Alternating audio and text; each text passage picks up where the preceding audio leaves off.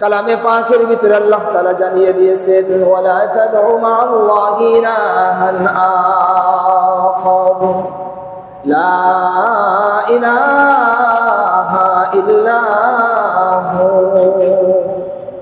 কুল্লু শাইইন হালিকুন ইল্লা ওয়াজহা লাহুল হুকমু ওয়া ইলাইহি তুরজাউন।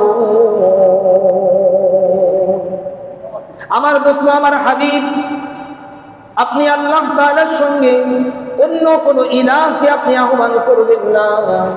লা ইলাহা ইল্লাহু, তার কারণ হলো আল্লাহ তাআলা ভিন্ন, আল্লাহ তাআলা ব্যতীত আর কোন ইলাহ নেই।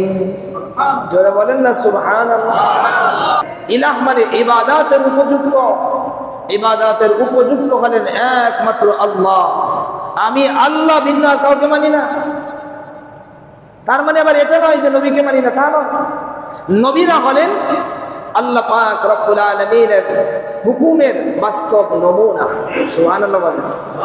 নবীরা হলেন আল্লাহ তাআলার হুকুমের বাস্তব নমুনা, নবী দেখায় দিবেন। তার কারণ আল্লাহ তাআলা সেই কথাকে তারা সহ্য করতে পারবেন, ওজন নিতে পারবেন, কিন্তু উম্মতকে দেওয়া হয়নি। এই জন্য উম্মত কথা বলতে পারবে না। উম্মত কি করতে পারবে না? আল্লাহ তাআলার সঙ্গে সরাসরি কথা বলার সেই যোগ্যতা দুনিয়াতে দেওয়া হয়নি, নবীদেরকে দেওয়া হয়েছে। তাই নবীরা আল্লাহ তাআলার কাছ থেকে সেই কথা নিয়ে উম্মতদেরকে বোঝায়। এরপরে মালিক বলেন লা ইলাহা ইল্লাহু কুল্লু শাইইন হালিকুন ইল্লা ওয়াজহা, প্রত্যেকটা জিনিস ধ্বংস হবে একমাত্র আল্লাহ তাআলা ব্যতীত। সব জিনিস ধ্বংস হয়ে যাবে। এই যে বিশাল ইমারত মানুষ তৈরি করতেছে, বিশাল বিশাল ইমারত সব ধূলিসাৎ হয়ে যাবে। বিশাল বিশাল পাহাড় সব ধূলিসাৎ হয়ে যাবে। বিশাল অট্টালিকা সব ধূলিসাৎ হয়ে যাবে, থাকবে না, কিচ্ছু থাকবে না। কুল্লু শাইইন হালিকুন ইল্লা ওয়াজহা, একমাত্র আল্লাহ তাআলার চেহারা, তার মানে একমাত্র আল্লাহ তাআলার সত্তা বাকি থাকবে, আর কিচ্ছু থাকবে না। বলেন না সুবহানাল্লাহ। এই সত্তার সঙ্গে আমাদের সম্পর্ককে মজবুত করতে হবে।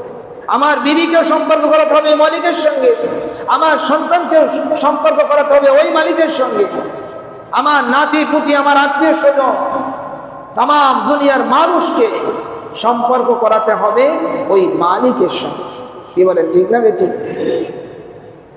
আল্লাহ পাক রব্বুল আলামিন অন্য আয়াতের ভিতরে বলেন কুল্লু মান আলাইহা ফান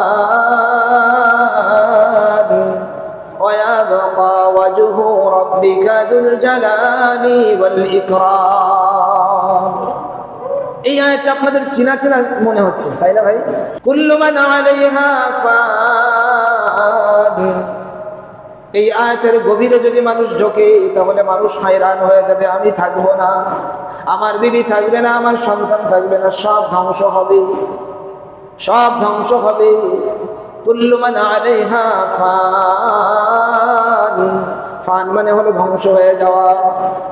প্রত্যেকটা জিনিস ধ্বংস হয়ে যাবে, একমাত্র ওয়া ইয়াবকা ওয়াজহু রাব্বিকা যুল জালালি ওয়াল ইকরাম, যুল জালালি ওয়াল ইকরাম, তোমার রব একমাত্র বাকি থাকবে।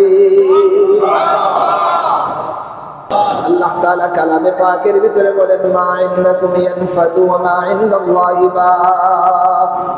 ও আমার আদরের বান্দারা, ও আমার আদরের বান্দিরা, শোনো, মা ইনদাকুম ইয়ানফাদু ওয়া মা ইনদাল্লাহি বাক, তোমাদের কাছে যেটা আছে ওটা ধ্বংস হবে, নষ্ট হবে। আল্লাহ তাআলার কাছে যেটা আছে ওটা ধ্বংস হবে না, ওটা বাকি থাকবে। ওটা ধ্বংস হবে না, ওটা বাকি থাকবে।